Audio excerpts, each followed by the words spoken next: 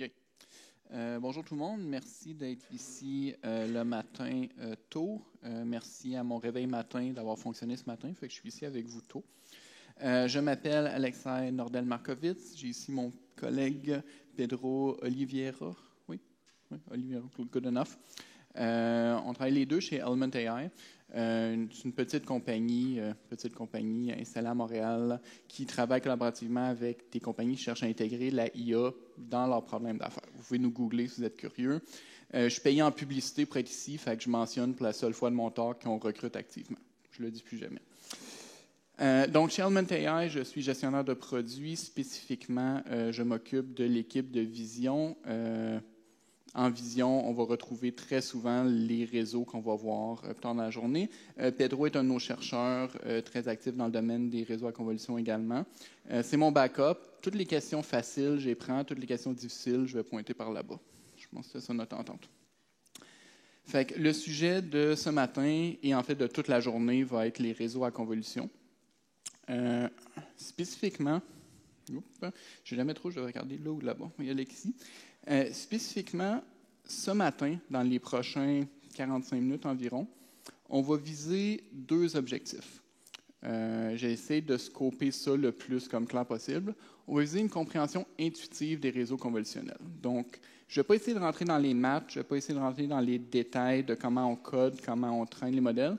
Je veux vraiment essayer de développer votre intuition de qu'est-ce qu'est ce genre de modèle, c'est quoi l'usage principal qu'on en fait et pourquoi ça marche.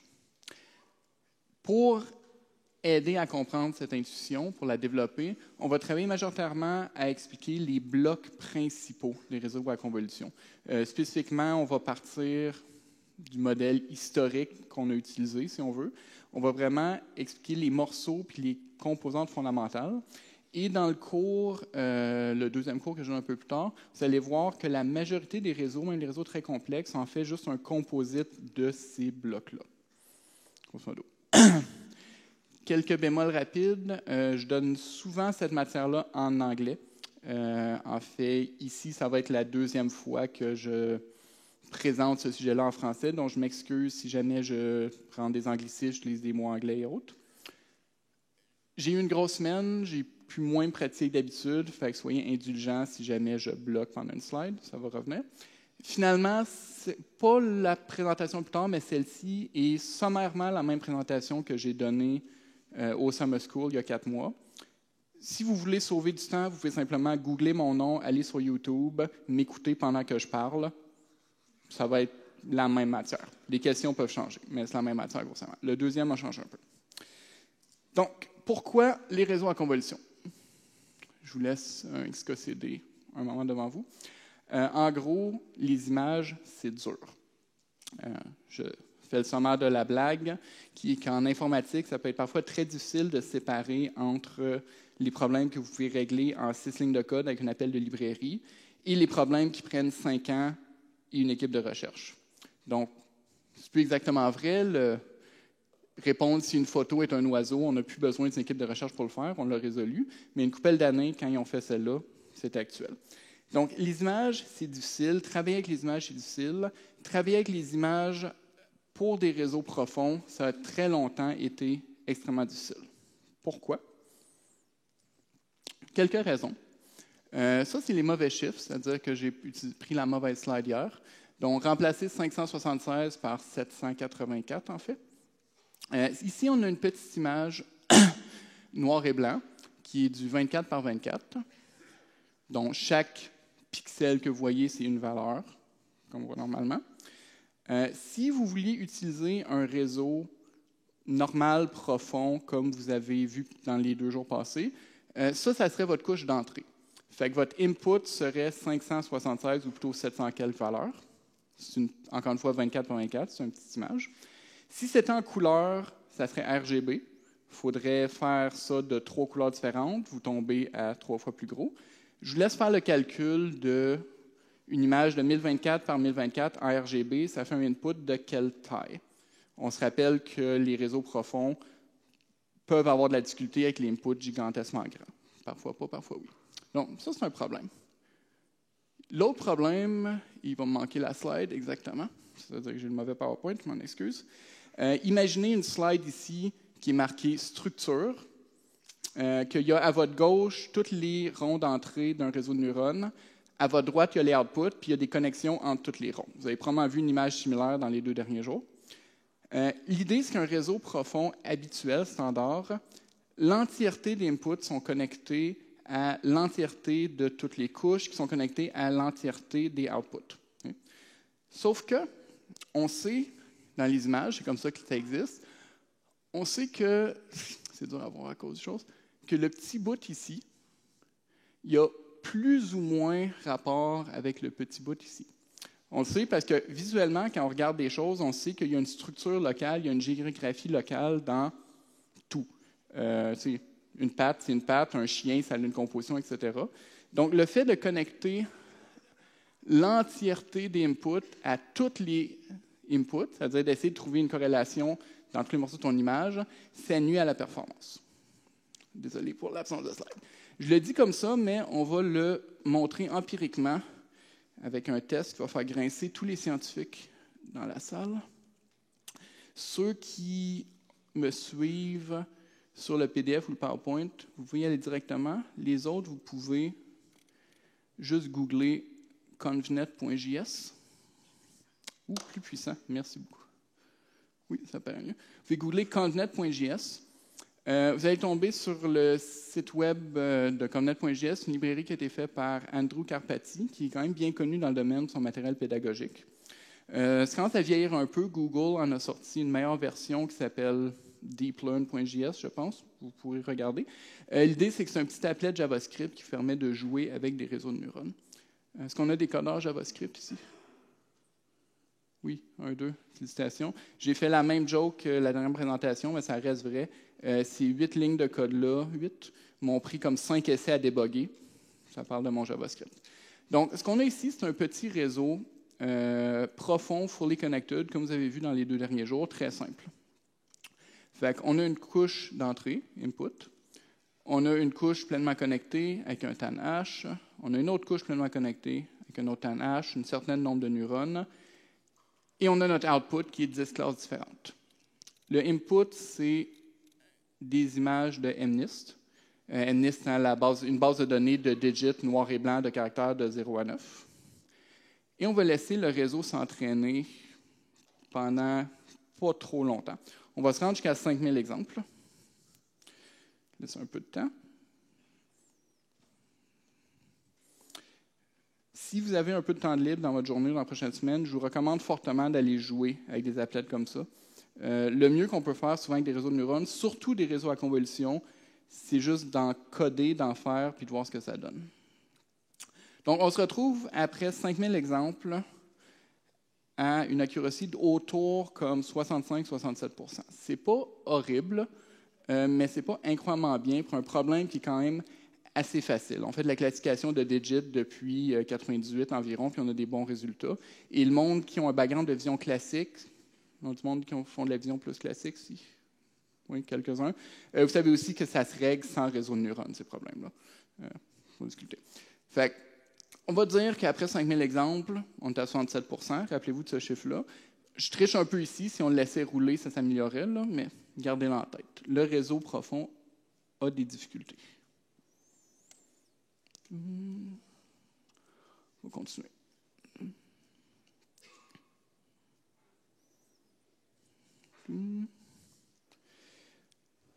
Donc, les réseaux profonds ont des difficultés avec les images, mais dans les dernières années, chronologiquement, on va de droite à gauche ici, on s'est rendu avec des vraiment, vraiment bons résultats sur des problèmes beaucoup plus durs que classifier des digits. Donc, ici, historiquement, on va parler exactement c'est quoi cette compétition-là à la prochaine slide, mais on voit qu'ici, on se retrouve à des réseaux, on se retrouve avec des réseaux classiques profonds qu'on a vus. Bang, on switch de shallow à des réseaux profonds et on s'améliore drastiquement d'année par année jusqu'à des résultats qui battent les humains. Tous ces modèles, toute l'amélioration constante des résultats, c'est fait en utilisant une architecture de réseau à convolution à partir d'ici. Qu'est-ce qu'on a fait? C'était quoi l'intuition derrière les réseaux à convolution qui nous ont permis d'atteindre des résultats si bons, si forts. On peut diviser ça en comme 2 morceaux, de mon opinion, 2 intuitions qu'on va faire. La première, c'est qu'une image, comme on en parlait un peu plus tôt avec le noir et blanc, a une structure géographique naturelle.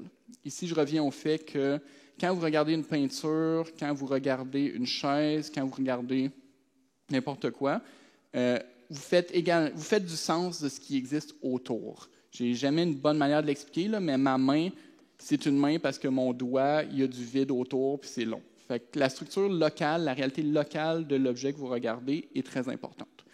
Fait qu'on va essayer d'amener ça dans le modèle. Le deuxième point, qui est probablement le plus important, c'est qu'on sait intuitivement que tout ce qu'on voit devant nous, tout ce qu'on assigne un label, là, table, chaise, n'importe quoi, être humain, c'est en fait une composition d'autres éléments. Donc, une table, c'est quoi une table? Ben, c'est, quand on appelle le top d'une table, c'est pas important, mais c'est des pattes associées avec d'autres morceaux, associées avec des écrous, des boulons, etc. La patte elle-même est un morceau de bois qui a une certaine forme, un certain matériel, une certaine couleur. Et si on descend cette composition-là au plus simple possible, ici, on retrouve simplement un angle droit. Donc, il est possible de décomposer tous les objets, toutes les personnes, toutes les choses que vous voyez dans un assemblage de d'autres éléments, de composer une hiérarchie qui vous permet d'identifier ça, c'est un chien, ça, c'est un chat. On va partir de ces 2 intuitions-là, qui sont, je pense, à la base des réseaux à convolution. La majorité de cette présentation va se concerner autour du réseau, de l'architecture qui s'appelle le net. Ce n'était pas la première architecture convolutionnelle, mais c'est certainement une de celles qui a eu le plus grand impact. Ça date un peu, 1998. Je vous laisse aller googler les autres personnes sur le papier. Peut-être qu'il y en a qui travaillent dans ce bâtiment-ci ou dans le Mila. Si vous allez voir, peut-être qu'ils ont enseigné cette semaine. C'est possible aussi. Ce qu'ils utilisaient ça, c'était dans le lab d'AT&T. Ça, c'est dans l'époque où AT&T Lab, IBM Lab, des choses comme ça, c'était vraiment des gros noms de recherche. On est moins là aujourd'hui. Et ils faisaient changer de la classification de digits, quand même très, très bien. Avant qu'on rentre dans les détails de ce réseau-là, et c'est ce réseau-là qu'on va se concentrer dessus, je vais ramener quelques points. Ça peut faire peur des réseaux à convolution. En fait, toutes les architectures des réseaux à neurones profonds que vous allez voir dans les prochains jours peuvent être épeurantes. On voit des graphes arriver, c'est 10, 15, 20, 40 boîtes connectées avec tout plein de points, des mots. Ce que je veux ramener très souvent, c'est que, en fait, un réseau à convolution, c'est plus épeurant que c'est compliqué. Il y a plein de morceaux dedans, puis parfois l'assemblage de ces morceaux-là sont difficiles, il faut essayer de les comprendre, mais fondamentalement, les morceaux qu'on utilise pour construire le réseau sont relativement simples, ou du moins sont relativement réutilisés. Ça va souvent être les mêmes briques que quasiment tout le monde dans le domaine va prendre pour construire des réseaux plus complexes. Et pour citer quelqu'un de chez nous, qui est peut-être assis dans la salle, les CompNet, c'est des vraiment bons exemples de ML as Engineering. Oui, il y a des backgrounds mathématiques, oui, il y a des compréhensions statistiques et autres qu'on peut employer pour se rendre à des modèles, mais souvent, une fois qu'on a compris les bases des réseaux à convolution, on peut faire des choses vraiment belles, vraiment le fun, juste en s'assisant puis en tapotant, puis en codant, puis en essayant des choses. C'est une des raisons que j'aime beaucoup ces réseaux-là. Ils sont simples, on peut construire avec et on peut avoir des résultats vraiment phénoménaux. Bon, MLS Plumbing, pour ceux qui... Est-ce qu'on a du monde DevOps ici? Pour ceux qui aiment la poutine, c'est aussi des beaux réseaux. Ouais, c'est à peu près ça. Le côté moins élégant des réseaux conventionnels, c'est que quand vous allez arriver à les utiliser, il y a vraiment beaucoup d'essais-erreurs. Si jamais vous avez le temps, quelque part dans la semaine prochaine, retournez lire un des papiers que je vais parler dans ma présentation plus tard. Vous allez voir que souvent, ils vont essayer des milliers, des dizaines de milliers de combinaisons de paramètres pour trouver la recette magique qui a donné le meilleur résultat à leur problème. Fait que le réseau n'est peut-être pas compliqué, mais l'essai-erreur est quand même massif. on va à le net. Et je mentionne, j'ai 1h15 et j'ai peut-être 40 minutes de parlage à faire. Donc, si jamais il y a quelque chose qui n'est pas clair, ne vous gênez pas de m'interrompre pendant la présentation, autre que vous devez vous lever. Donc, le net. Ça, c'est le réseau le net, là qu'on tombe à la partie qui peut avoir l'air un peu intimidante. Il y a 4 morceaux au réseau et, encore une fois, on va mettre un focus sur chacun de ces morceaux-là. Le premier morceau, c'est les couches convolutionnelles. C'est de là que le nom réseau à convolution vient, ou réseau convolutionnel vient. On va évidemment passer quelques temps sur ça, beaucoup plus simple qu'on le penserait. Les couches de pooling, que je n'ai toujours pas 6 mois plus tard de traduction que j'aime en français du terme pooling. On va passer dessus, très important. Les couches d'activation qui sont similaires à ce que vous avez vu précédemment, qui ne sont pas dans l'image, imaginez-le là. Et finalement, les couches connectées, qui sont également similaires à ce que vous avez vu dans les derniers jours, mais qu'on va passer un peu plus de temps dessus. Donc, qu'est-ce qu'une convolution? Ah, et je mentionne, je pense que je commence à partir de là à peu près. Ouais. J'essaie de sourcer mes slides le plus que je peux. Parfois, les liens sont utiles, parfois moins. Je vous recommande fortement de les suivre, d'aller lire toutes les références.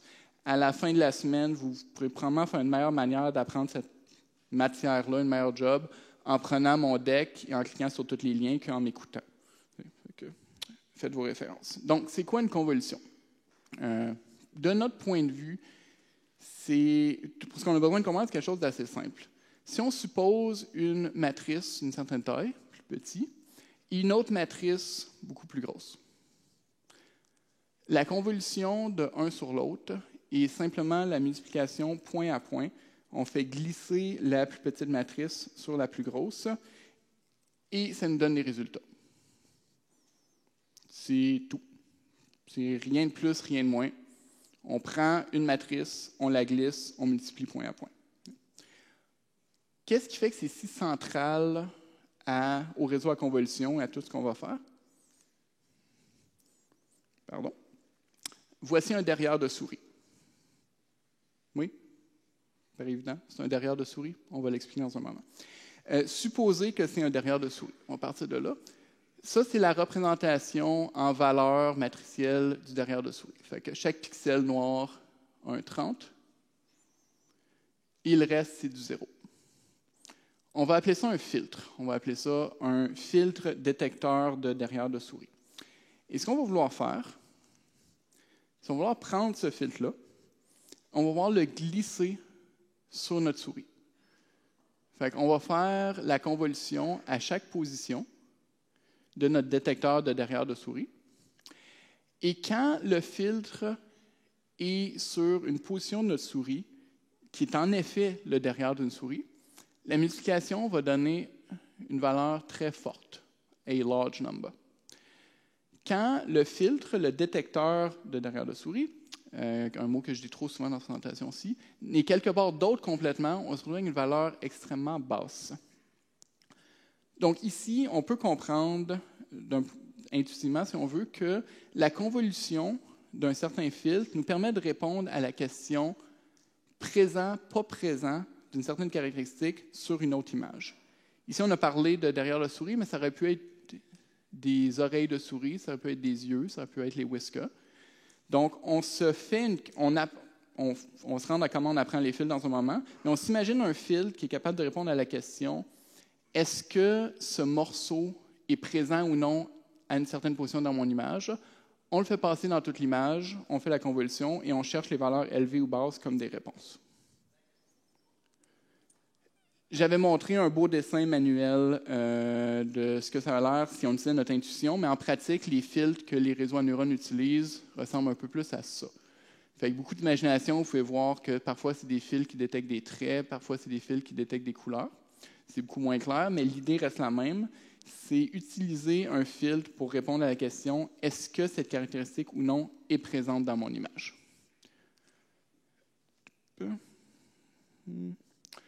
Ce que ça donne plus visuellement, c'est qu'on prend notre filtre qui détecte un certain trait et on le passe sur l'entièreté de notre input. Ça nous donne, chaque filtre qu'on passe nous donne une carte de réponse ou une feature map.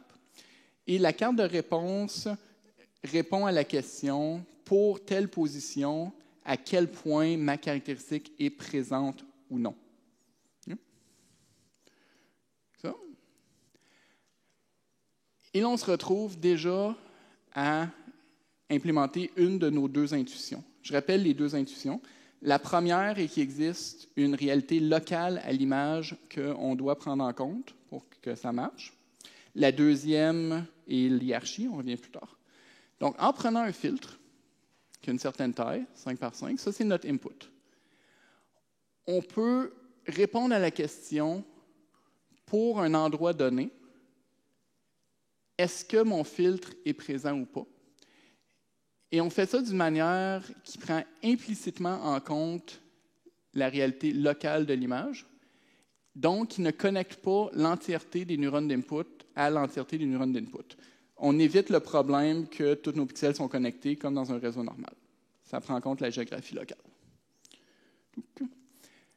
Puisqu'on veut apprendre plusieurs caractéristiques, si on revient à ici une caractéristique qu'on vérifie, une autre caractéristique qu'on vérifie,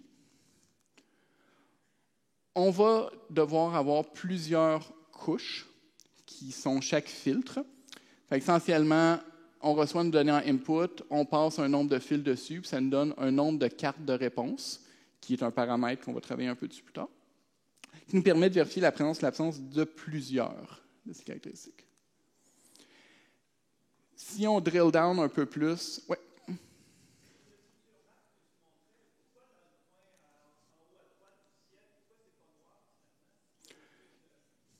Ouais. Donc, la question est pourquoi c'est pas noir en haut à droite parce qu'il n'y a rien qui ressemble. La réponse, cette animation est trichée pour que ça ait l'air beau. Fait que c'est pas exactement une représentation point à point de ce qu'on s'attendrait.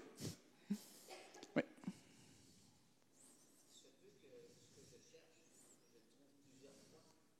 Oui. Donc, la question est il est possible que ce que je cherche, je le trouve plusieurs fois. La réponse est absolument. Et c'est même une caractéristique voulue.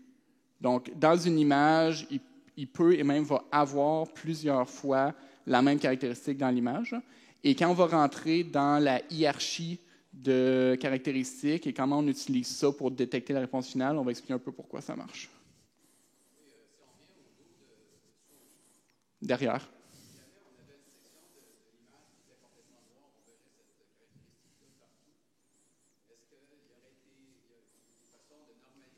Mm-hmm. Donc, la question est, si l'image avait été complètement noire, dans cet exemple-ci précis, on aurait eu un score très haut, parce que ça aurait fait la chose. La réponse est que ça, c'est une simplification massive de ce que vraiment les filtres vont chercher. Donc, cette normalisation-là ou ces paramètres-là pour éviter cette situation-là sont appris par le réseau de facto. En tout cas, si je ne me trompe pas. Oui, Olivier, Pedro dit oui, donc je vais lui faire confiance. Oui.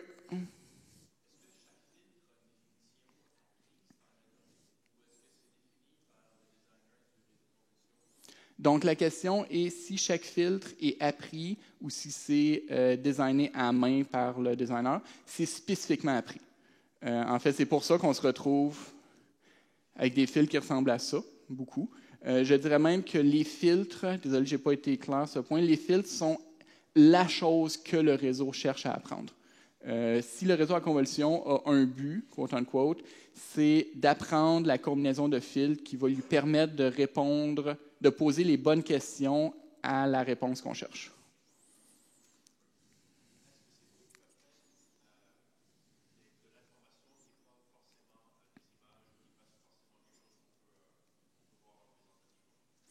Donc la question est si les filtres peuvent être autre chose que juste l'image ou ce qu'on voit présentement.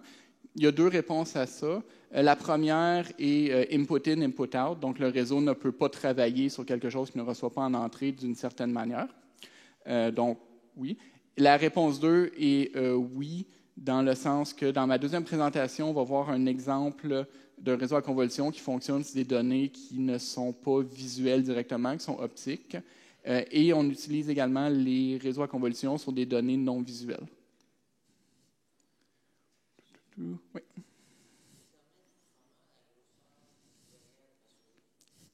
dont la question est comment on détermine la taille derrière de la souris. La réponse, on va y revenir un peu plus tard dans la présentation. On est bon pour moi? Parfait, je vais continuer.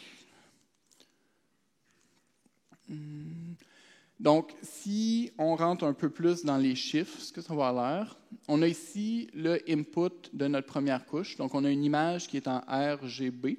RGB, ça va être les canaux, qui ont une certaine valeur chacun. On va passer des filtres. Voici un filtre, voici un deuxième filtre. On va faire la convolution de chacun des filtres sur le signal d'input, RGB encore une fois.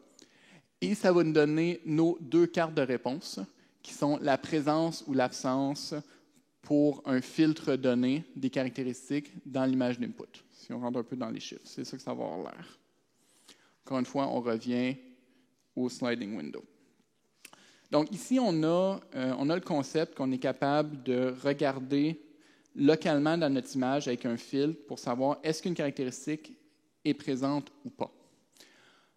On se rend à notre deuxième intuition, qui est que toute image, toute réponse qu'on veut est généralement un composite de plusieurs éléments. Donc souvent, par exemple, la question qu'on va poser, ce n'est pas « y a-t-il un derrière de souris », c'est « y a-t-il une souris dans mon image ». Mais une souris, c'est en fait un devant de souris et un derrière. Et plus localement, le devant de la souris, c'est des oreilles, yeux, whiskers et un triangle. Donc, encore une fois, on revient à cette idée qu'il y a une hiérarchie, qu'il y a un assemblage de caractéristiques qui nous permettent de dire oui, non, ou chien, chat, patate à des images données. Pour pouvoir construire cette hiérarchie de caractéristiques-là, pour pouvoir faire l'assemblage des caractéristiques-là, là vient l'idée d'avoir multiples couches dans notre réseau. Ce que le réseau va faire, ou du moins ce qu'on aimerait qu'il fasse, c'est justement développer une hiérarchie de caractéristiques allant du abstrait au concret qui lui permet de répondre aux questions qu'on lui pose. Dans ce cas-ci, on voit un exemple que c'est un filtre qui nous permet d'identifier des morceaux des yeux, des lèvres, ça, oui, des yeux, des oreilles, des morceaux du visage. Les composites de ces filtres-là pourraient me donner des filtres qui ont l'air de ça, c'est-à-dire certains types de faces, un type de face, certains types de faces. On voit ici la même idée, mais pour un réseau qui répond à plus de questions. Plus pratiquement, si on va avec un réseau quand même d'une bonne profondeur, on pourrait se retrouver avec quelque chose qui ressemble un peu à ça. Si vous avez, ça fait maintenant presque 2 ans, mais il y a 2 ans environ, il y avait eu un gros coup médiatique quand Google avait sorti un papier qui permettait de faire de l'art qui avait l'air un peu cauchemardesque. Là. Et après ça, AI is now an artist and you're going to have nightmares. Ça ressemblait un peu à ça. Ici, on part de caractéristiques quand même assez abstraites. Donc, c'est un peu dur de suivre c'est quoi que les filtres ici sont en train d'essayer de reconnaître, mais on voit qu'il y a des traits, on voit qu'il y a des ronds, on voit qu'il y a des morceaux très, très fondamentaux. Et à mesure qu'on va plus profond dans le réseau, on approche de quelque chose qui est identifiable.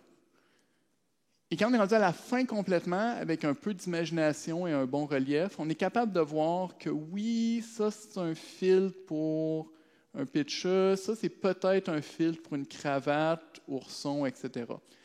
Donc à chaque étape, le réseau a appris des filtres qui identifient des caractéristiques de moins en moins abstraites, de plus en plus concrètes, et il a utilisé la réponse à la combinaison de ces filtres à mesure que ça avance pour finalement arriver et dire oui, votre input est une de ces catégories-là. Et c'est pour ça que le réseau a besoin d'être profond, que ce n'est pas juste une couche ou 2 couches, c'est pour lui permettre l'espace, la capacité d'apprendre cette hiérarchie de caractéristiques. Généralement, on pose la question à ce point-ci, est-ce qu'on fait quelque chose pour forcer le réseau à apprendre comme une hiérarchie de caractéristiques? La réponse n'est pas vraiment.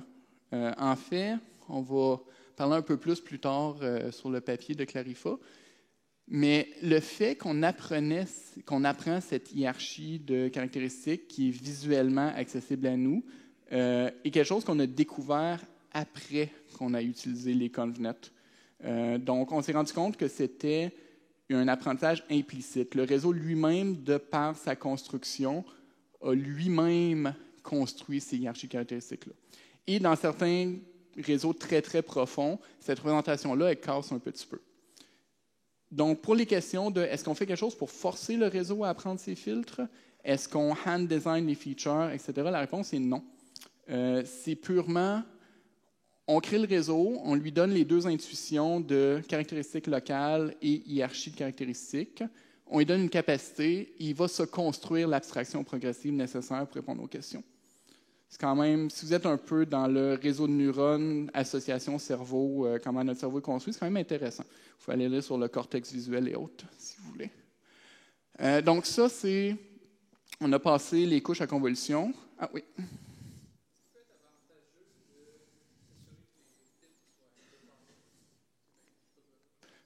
C'est une question. Donc la question est, est-ce que ça peut être avantageux de s'assurer que les filtres soient orthogonaux ou distincts? Et j'ai oublié de mentionner quelque chose rapidement. Quand on passe les filtres, quand on apprend les poids que le filtre apprend sont partagés à toutes les positions du input. Je le mentionne, généralement on le comprend implicitement, mais ça ne serait pas le cas dans un réseau traditionnel. Dans un réseau traditionnel, il y aurait beaucoup, beaucoup de poids. En ayant des poids partagés, on se retrouve à un filtre qui est invariant à la position dans l'image et ça réduit le nombre de paramètres. Ce n'est pas exactement la réponse à la question, mais je vais le mentionner. Maintenant, pour la question, est-ce très avantageux d'avoir des fils qui sont orthogonaux un à l'autre? Oui, à des limites du possible. Ici, Pedro peut-être me corriger, mais souvent, on s'y rend implicitement. Le réseau cherche à optimiser, d'avoir des réponses claires, un délimiteur clair sur la question. Et pour ce faire, c'est aidant d'avoir des fils qui sont généralement orthogonaux un à l'autre. Ouais.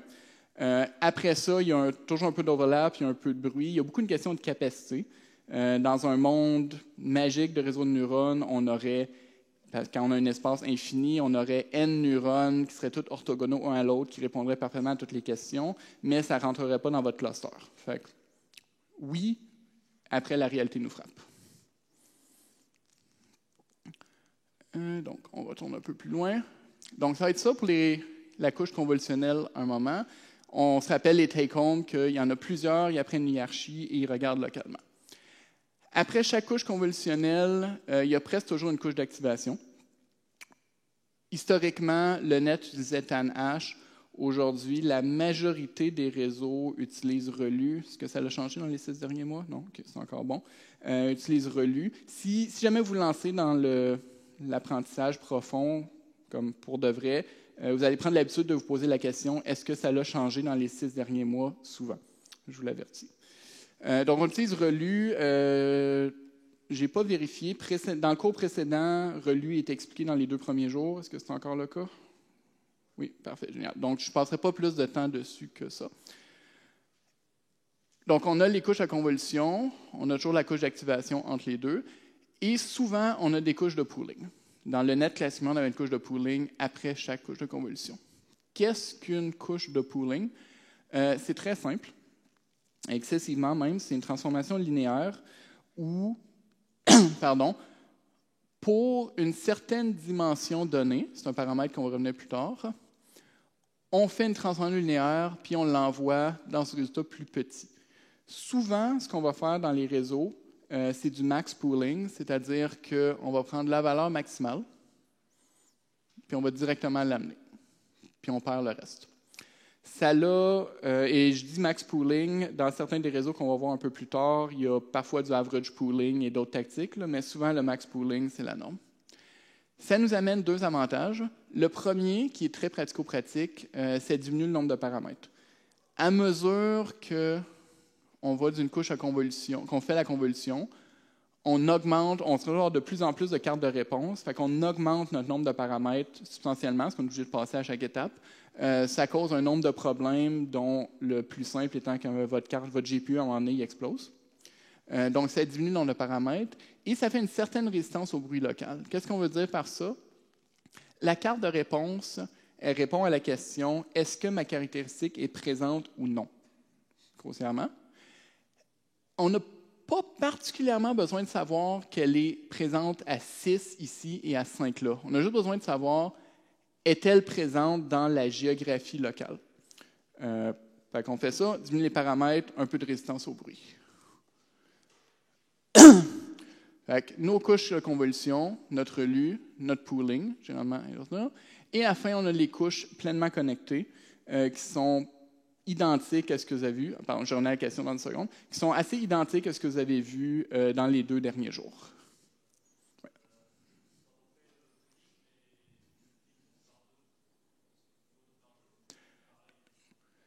Donc, la question est si le pooling est toujours 2 par 2. La réponse est non, puis on va aller à une slide des superparamètres un peu plus tard dans la présentation.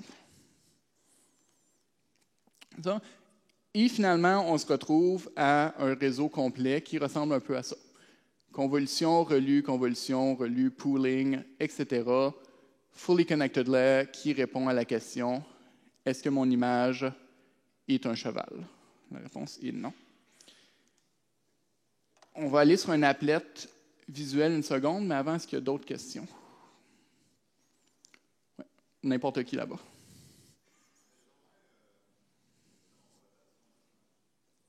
Pardon? Donc, la question est à quel point c'est résistant aux rotations à l'image. La réponse est ce qu'on vient de voir, pas tant, mais ça, c'est quand même un vieux réseau. Je ne me rappelle plus cette présentation-ci ou la prochaine, on va avoir une slide sur l'augmentation de données qu'on fait en input. Puis là-dedans, on va parler un peu de comment on rend le modèle résistant aux rotations et aux changements de scale aussi. À gauche. Hein.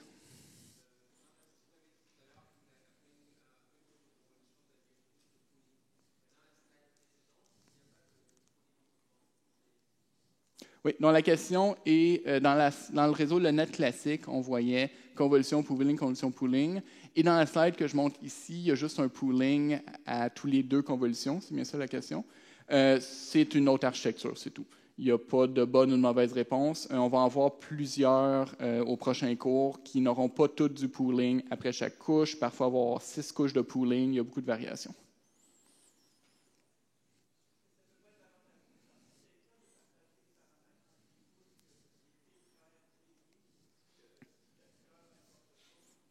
Donc, la question, si parfois ça peut être avantageux de partager les paramètres entre les filtres. Ma réponse très haut niveau serait il y a souvent des situations que oui. Parce qu'à un moment donné, on se retrouve avec des convenets qu'on fait beaucoup de hacking d'HTML manuel. Et entre autres, si on entraîne un réseau qui cherche à, par exemple, identifier des yeux et une bouche pour un scan de sécurité, on va vouloir que la question de l'invariance locale soit moins vraie. Mais je vais me tourner vers Pedro pour validation. Oui, parfait. Donc, parfois oui, parfois non. Ce qui est comme pas très satisfaisant comme réponse, mais voilà.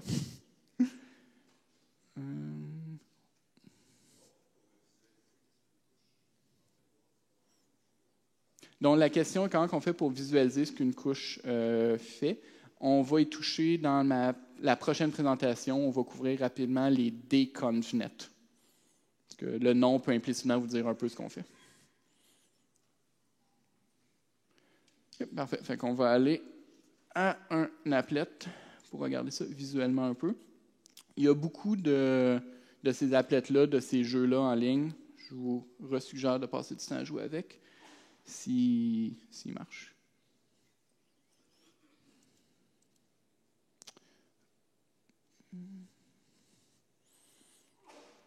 Donc ici, je suis sur la mauvaise représentation. Excusez-moi.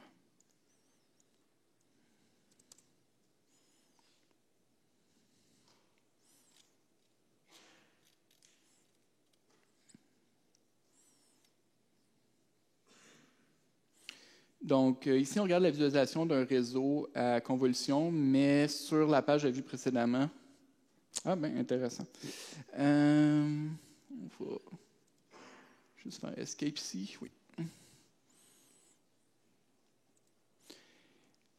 Donc, si vous allez à la page précédente, qui est juste enlever le bout du lien, il y a des appels de visualisation pour des réseaux profonds et des réseaux à convolution. Donc, si vous voulez faire un peu de visualisation, ce que vous avez vu hier, c'est un bon endroit. Donc, ici, on est confronté à un Internet qui ne connecte pas. Voilà. On est confronté à un réseau à convolution d'une certaine profondeur qui a déjà été entraîné pour faire la détection de digits. Donc, la première couche est à convolution, pooling, 2 couches pleinement connectées.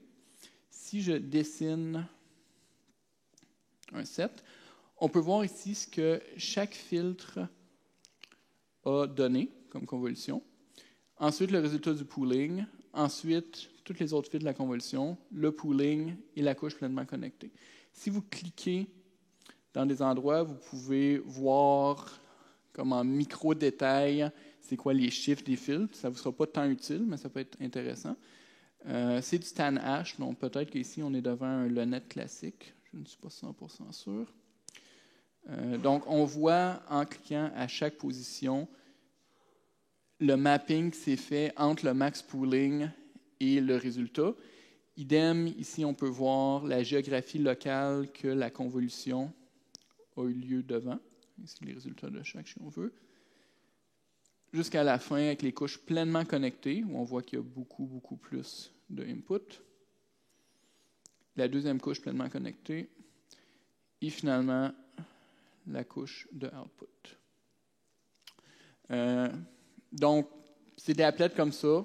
Passez un peu de temps dessus, jouez, cliquez, faites des expériences. Regardez ce que ça donne. Oui.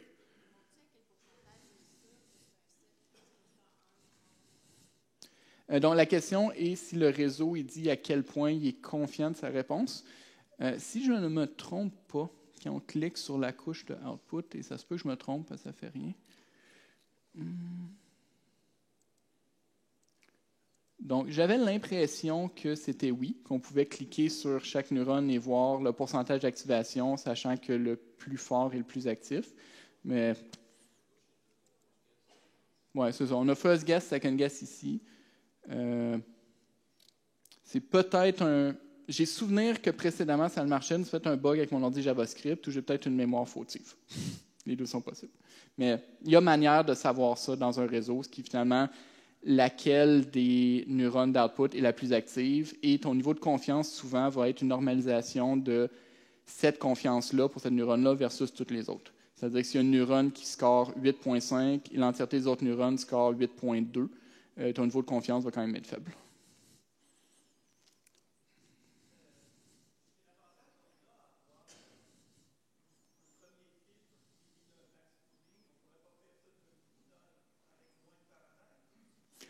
Donc, la question est, c'est quoi l'avantage de faire un premier filtre suivi d'un max pooling? On ne pourrait pas les faire en même temps pour avoir moins de paramètres. La réponse, je dirais, puis si je vais regarder un peu vers Pedro après ce que je réponds, c'est que le max pooling, c'est une opération linéaire à bas coût. Il n'y a pas de paramètres appris dans le max pooling, il n'y a pas de poids beaucoup associé, fait qu'il n'y aurait pas de raison tant d'essayer de combiner les deux.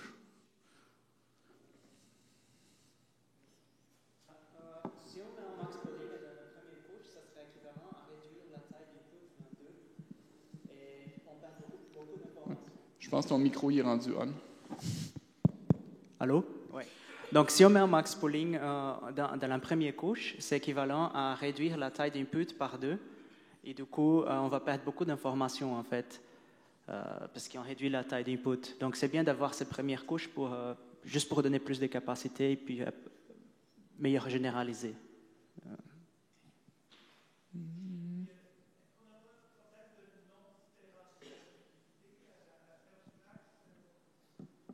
Donc, la question, s'il y a un problème de non-distanciabilité, c'est-à-dire que l'opération n'est pas réversible, c'est ça la question?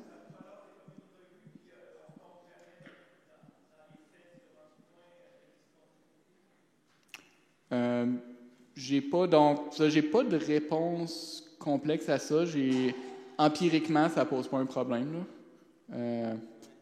C'est ça. La base théorique derrière, je ne m'avancerai pas. Là. Je peux dire qu'empiriquement, ce n'est pas vraiment un problème, qu'en fait, ne pas faire de pooling, même si on a la capacité dans les modèles, diminue souvent le résultat final.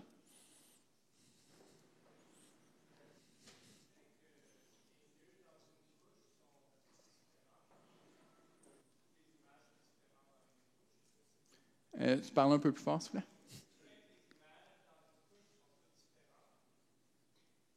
Je ne suis pas sûr de comprendre la question, je suis désolé. Ouais. Oui. Donc, la question est quand ça se fait que le résultat de ces conditions-là pour chacun de ces couches-là est différent, que le set a l'air différent, c'est bien ça? Oui. La réponse est que chacune de ces boîtes-là représente une de nos cartes de réponse à un filtre différent. Fait qu'en fait, chacune des convolutions ici, des cartes de réponse, est en train de répondre à une question différente de est-ce que ma caractéristique est présente? On peut le revoir comme étant 1, 2, 3, 4, 5, 6, 6 questions différentes qu'on a 6 cartes de réponse.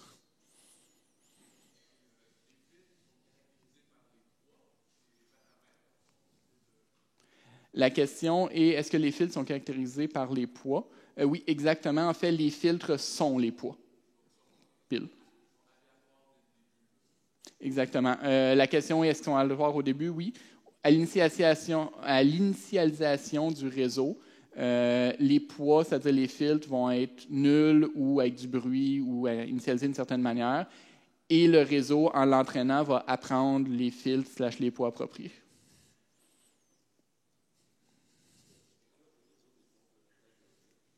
Pardon?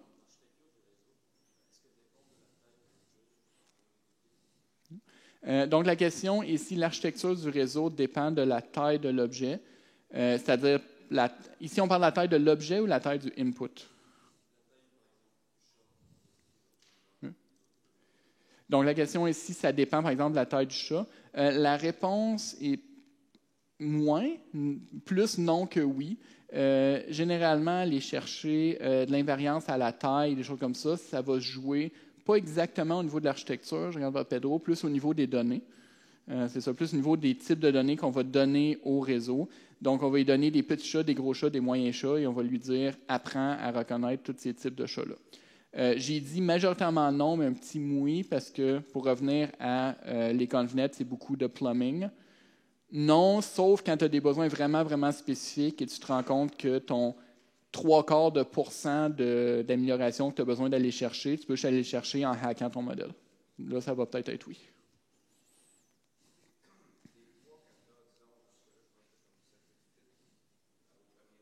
Mm-hmm.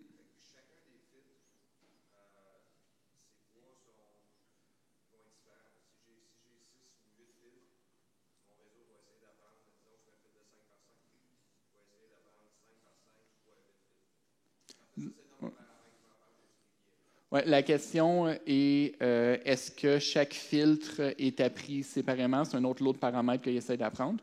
La réponse est oui.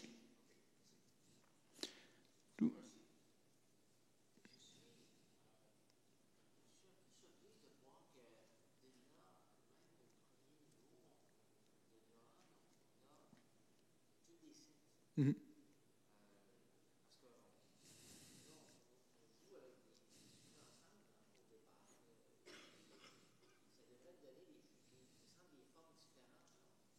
Donc, la question est quand ça se fait que même après la première couche, on est capable de reconnaître que c'est des sets, qu'on n'est pas à des caractéristiques abstraites un peu étranges. Je dirais parce que c'est un problème jouet et que les caractéristiques qu'on a besoin d'apprendre pour classifier 10 digits ne sont pas tant complexes. Pedro fait oui de la tête. Donc, si on allait dans quelque chose de plus compliqué que MNIST avec un réseau profond, là, on se retrouvait dans la situation où c'est des caractéristiques comme visuellement pas attrayantes. Non, ça, c'est la carte. Désolé, la question, c'est est-ce qu'on voit les filtres, la première couche? La réponse est non. Ici, on voit la carte de réponse. Donc, les filtres, c'est en fait les chiffres qu'on est capable de voir ou pas à chacun de ces points-là. Là. C'est les poids appris. Puis ça, c'est la carte de réponse. Je vais continuer un peu, puis je vais prendre les questions un peu plus tard. Je dis toujours qu'on va avoir beaucoup, beaucoup de temps pour les questions. Puis là, je me rends compte qu'on est à 20 minutes de la fin et que Jean-Pierre aimerait parler un peu. Donc, on va continuer. Et j'ai reparti du début, ce qui n'est pas idéal. Prise 2.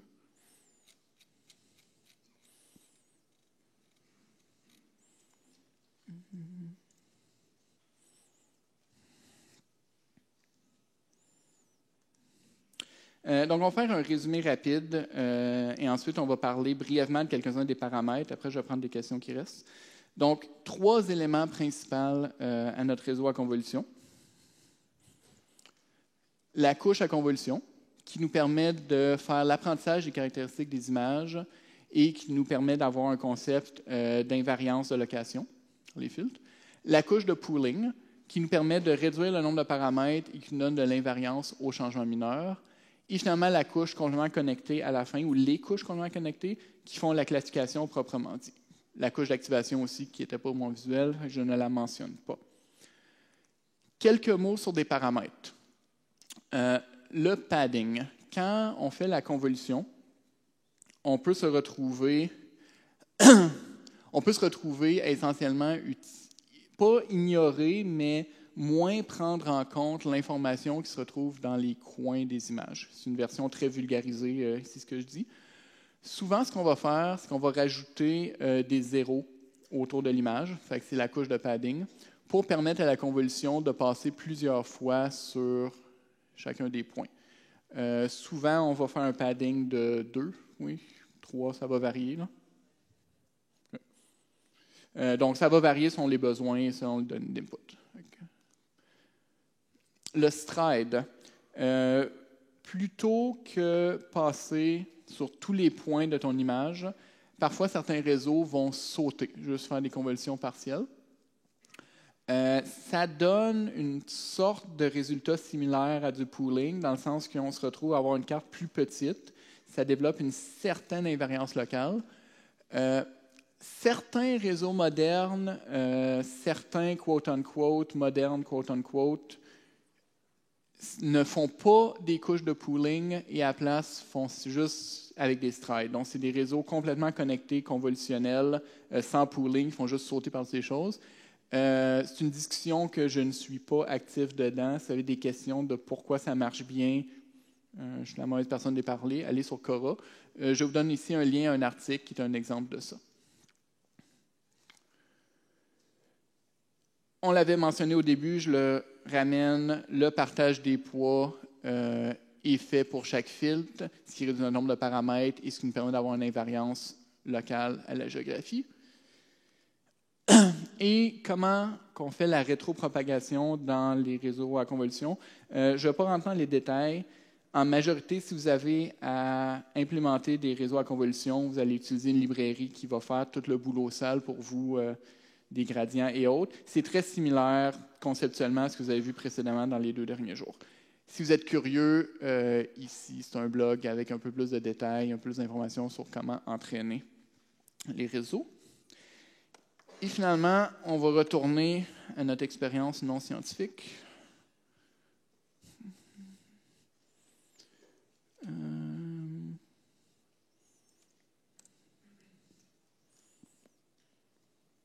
C'est dans lui que je veux aller. Donc, ici, j'ai le même applet, mais j'ai un réseau profond, un réseau à convolution. Donc, couche d'input, convolution, vous voyez certains des paramètres, stride, padding. On n'en est pas encore là? Bon.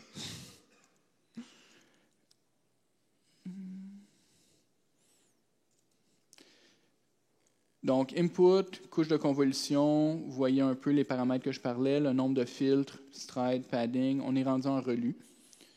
Convolution, pooling, on finit avec une softmax. On va laisser le réseau s'entraîner jusqu'à environ 5000. La comparaison que je fais n'a aucune validité scientifique ou autre, pas parce que 2 réseaux à N exemples d'entraînement ont des résultats différents, que ça ne veut rien dire, là, mais juste pour jouer le jeu. Ça prend un peu plus de temps parce qu'un réseau à convolution, c'est plus long à entraîner qu'un réseau simple. Je prends le temps pour une question, si quelqu'un veut la poser vraiment rapidement.